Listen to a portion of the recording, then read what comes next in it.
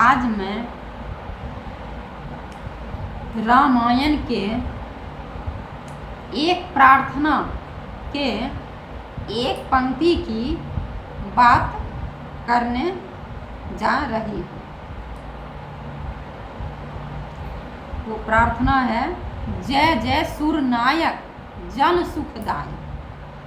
जरा रामायण में पढ़िए और देखिए उस प्रार्थना को, क्योंकि उतना विस्तार से कोई ना सुनता है, तो इसीलिए मैं छोटी छोटी बात पर क्या कहता है चर्चा करती। तो एक लाइन पर एक पंक्ति पर क्या कहता है चर्चा कर रही हूँ। तो जय जय सुरनायक वाला जो प्रार्थना है, उसमें आप उसके अर्थ को गाइए और उसके अर्थ पर ध्यान दीजिए, उसका क्या अर्थ है। इस प्रार्थना में इस अर्थ आप जब देखेंगे, सुनेंगे, अर्थ को समझेंगे, तो आप ये समझेंगे कि सचमुच इस प्रार्थना में चारियों वेद, पुराण, अष्टदश, 56 शास्त्र, नव ग्रंथन को रस इस प्रार्थना में भरा हुआ है। ऐसे तो रामायण पूरा ही है, चारियों वेद, पुराण, अष्टदश, 56 शास्त्र, नव ग्रंथन को रस। लेकिन मैं आज एक प्रार्थना, इस प्रार्थना के एक पंक्ति पर चर्चा कर रही हूँ। वो क्या है पंक्ति? जय जय अविनाशी सब घटवासी, व्यापक परमानंदा। जय जय अविनाशी सब घटवासी, व्यापक परमानंदा।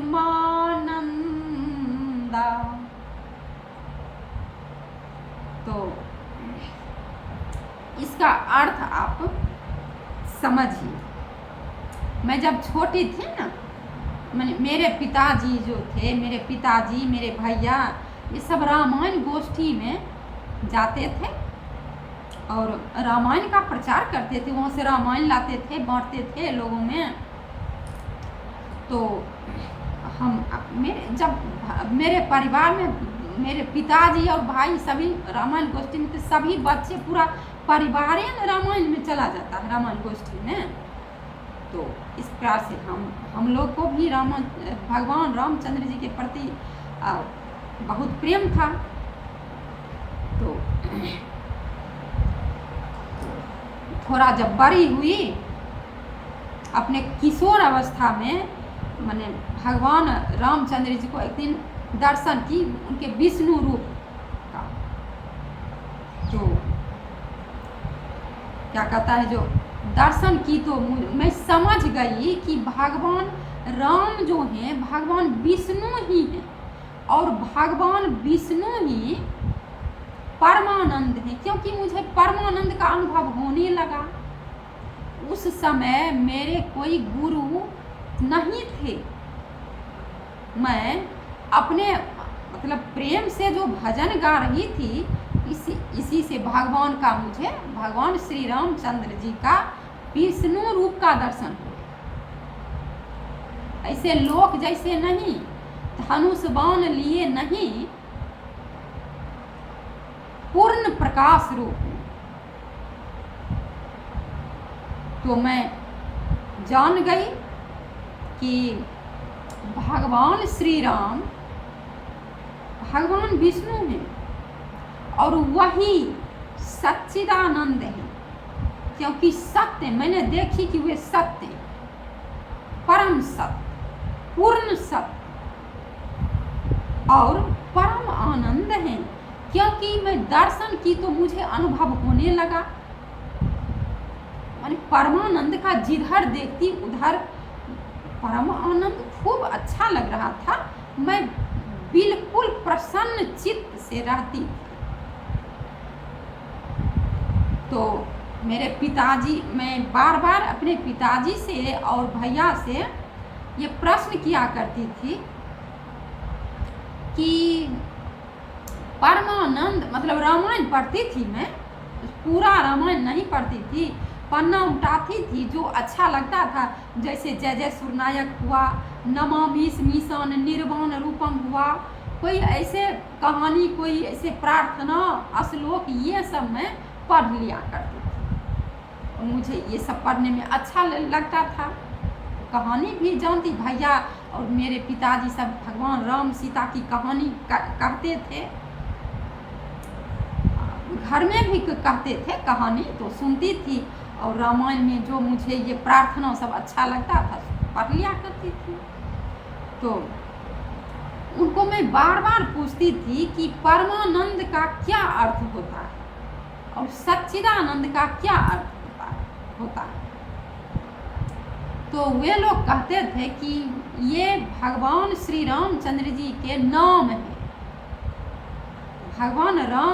भगवान श्री रामचंद्र जी के नाम है, सच्चिदानंद, परमानंद उनके नाम है। मेरे मन में हो रहा था कि ये नाम नहीं, ये तो भगवान, ये तो आनंद है, क्योंकि मेरे अनुभव हो रहा था।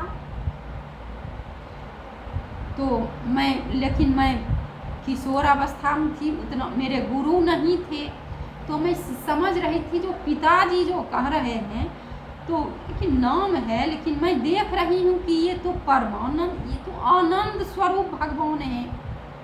आनंद आनंद, पूरा आनंद ही आनंद है, पूरे प्रकृति के कण कण में भगवान है, तो नाम कैसे हुआ, इस पर मैं सोच रही थी।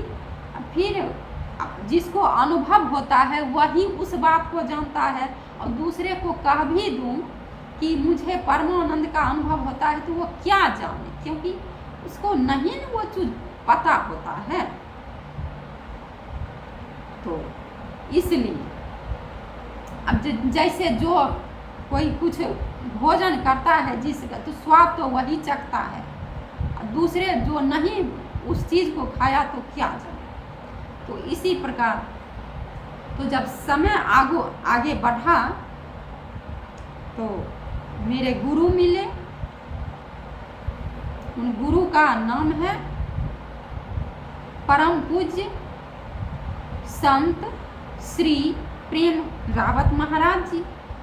तो उन्होंने इसी बात पर चढ़ हुए परमानंद और सच्चिदानंद की बात करते हैं। तो मैं क्या कहता है जो जान गई कि परमानंद और सच्चिदानंद, तो मैं बीच में थोड़े दिन भूल गई थी इस आनंद को, माया में फंसकर। माया में जब फंसी तो कुछ हुआ मेरे साथ जो मैं इस परमानंद को भूल गई थी। तो गुरु महाराज जी मिले तो मुझे याद आ गई कि हाँ ठीक, ये बात सच है। तो तब मैं समझी, तो फिर मैं ज्ञान भी ली और देखी कि क्या मतलब ज्ञान है। तो ज्ञान के द्वारा मैं यही उसी परमानंद को प्राप्त की, और तब मैं जान गई कि हाँ भगवान जो होते हैं वे आनंद स्वरूप हैं, साकार भी हैं। साकार हैं जब मनुष्य रूप में आते हैं, जैसे भगवान राम आए धरती पर, भगवान कृष्ण आए, और भगवान कल्कि भी हैं। तो वे सब क्या हैं, साकार भी हैं। मनुष्य रूप में आते हैं तो साकार में आते हैं, और ऐसे वे निराकार आनंद में, आनंद रूप में है। सच्चिदानंद मतलब सत्य, जो सत्य को पकड़ कर रखा हुआ है, उसके अंदर ये आनंद होते हैं। तो तब मैंने समझी कि हाँ भगवान, लोग जो है कथावाचक, तो रामायण तो पढ़ते हैं लेकिन इसका अर्थ नहीं जानते। वे लोग जानते हैं कि ये भगवान के नाम होते हैं। रामायण पढ़ने वाले तो बहुत हैं, कथावाचक भी हैं, लेकिन जानते इसका अर्थ नहीं जानते। इसको जानिए और अर्थ नहीं जानकर कहाँ भटक गए? मंदिरों में, मूर्तियों में। जबकि भगवान हृदय में है।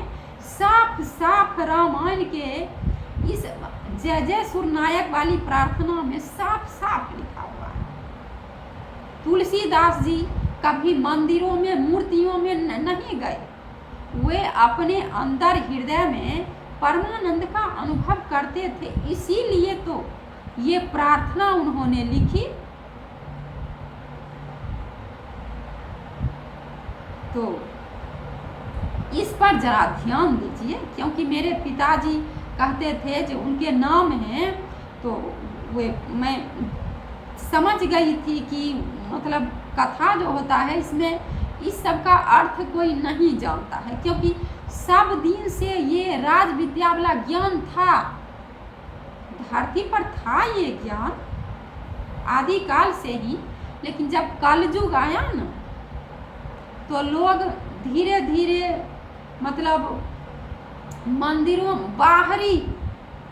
बाहर से भगवान को खोजने की कोशिश की, लेकिन इस सही अर्थ को उसने भूल गया। तुलसीदास जी समय समय पर महापुरुष आकर भगवान के बारे में, परमानंद सच्चिदानंद के बारे में सब कुछ क्या कहता है समझा जाते हैं, लेकिन आदमी इस बात को अनदेखा करता है, वह क्योंकि उस ज्ञान के तरफ जाता ही नहीं है, बाहरी दुनिया में भूल भुलैया में भटक जाता है, मंदिरों मूर्तियों में अटक जाता है, सही अर्थ को समझ नहीं पाता है। इसलिए कृपया रामायण के प्रार्थना पर ध्यान दीजिए, इसका अर्थ जानिए और भगवान को प्राप्त कीजिए। सही राह पर लोग चल रहे हैं, लेकिन भगवान को दर्शन करने की अगर इच्छा है तो आप राज विद्या की तरफ जाइए, क्योंकि मैंने वहाँ पर इस आनंद को प्राप्त की। अभी शांति के संदेश का प्रचार हो रहे हैं, खूब प्रचार हो रहा है। ध्यान दीजिए, यदि आपको भगवान मिल रहे हैं तो ठीक है, भगवान यदि आपको दर्शन दे रहे हैं परमानंद के रूप में, सच्चिदानंद के रूप में, तो ठीक है। नहीं, यदि नहीं, अगर आपकी इच्छा है कि मैं भगवान से मिलूं, उनका दर्शन करूं, उन परमानंद को देखूं, उन सच्चिदानंद को देखूं, तो आप उस तरफ जाइए और देखिए। आज इतना ही, फिर दूसरे वीडियो में, तब तक के लिए नमस्कार।